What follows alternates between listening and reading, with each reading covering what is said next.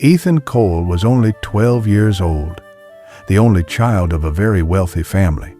He lived in a house where everything sparkled: shiny cars in the driveway, marble floors that seemed too clean to walk on, and parents who believed image was everything.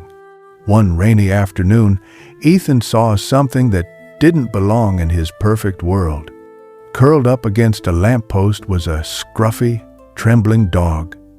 Its fur was matted, its ribs visible, and yet its eyes glowed with a desperate hope. Without thinking, Ethan ran over.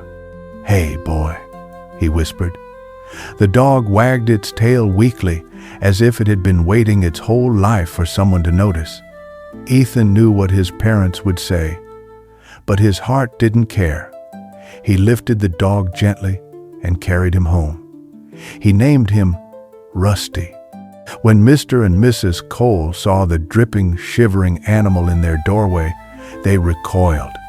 "Ethan, put that filthy thing back where you found it," his mother snapped.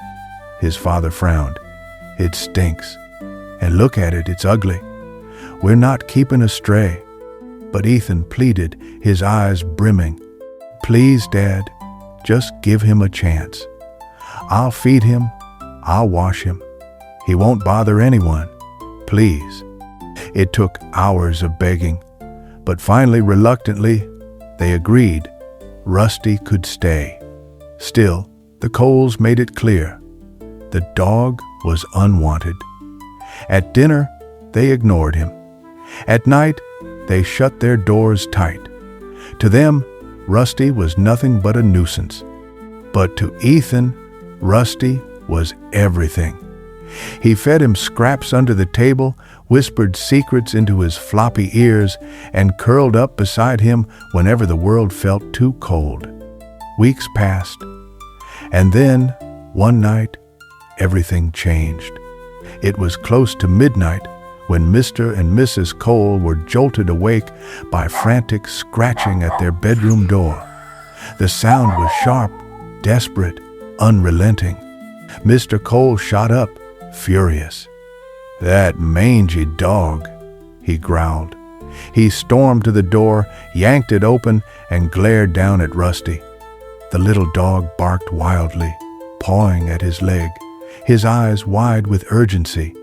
"Get out of here, you useless mutt!" Mr. Cole roared. He shoved Rusty away. But Rusty wouldn't stop. He scratched Mr. Cole's leg hard, then bolted down the hallway. "Why, you," Mr. Cole thundered, chasing after him. "If I catch you, I'll—" But Rusty was faster. He darted straight into Ethan's room, leapt onto the bed, and let out a cry so piercing, so strange, it froze Mr. Cole in his tracks. At first, Mr. Cole only saw his son tossing and turning. But then, he noticed Ethan's whole body was trembling violently, his lips pale, his breathing shallow. "Mary," Mr. Cole shouted, "call an ambulance, now!" Within minutes, paramedics arrived. They worked quickly, stabilizing the boy before rushing him to the hospital. Hours later, Mr. and Mrs. Cole sat in a sterile white room, shaken, waiting. Finally, a doctor approached. "Your son had a severe epileptic seizure," he explained gently. "You were lucky. If you hadn't brought him in when you did, it could have been much worse. He's stable now, and he keeps asking for someone named Rusty." At that moment, Mr. Cole's throat tightened. His eyes burned. With a trembling voice, he whispered, "Rusty is the dog that saved my son's life." Silence filled the room, and in that silence, something shifted inside the proud, stubborn man.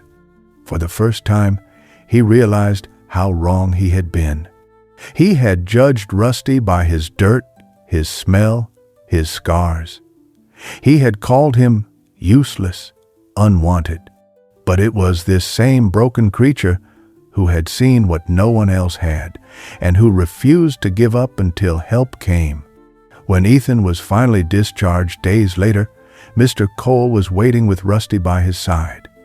He knelt, placed a hand on the dog's scruffy head, and whispered, "Thank you. Forgive me." From that day forward, Rusty was no longer just Ethan's dog. He was family. And Mr. Cole never forgot the night that taught him a lesson he would carry forever. That sometimes the smallest, most overlooked souls are the ones chosen to do the greatest things.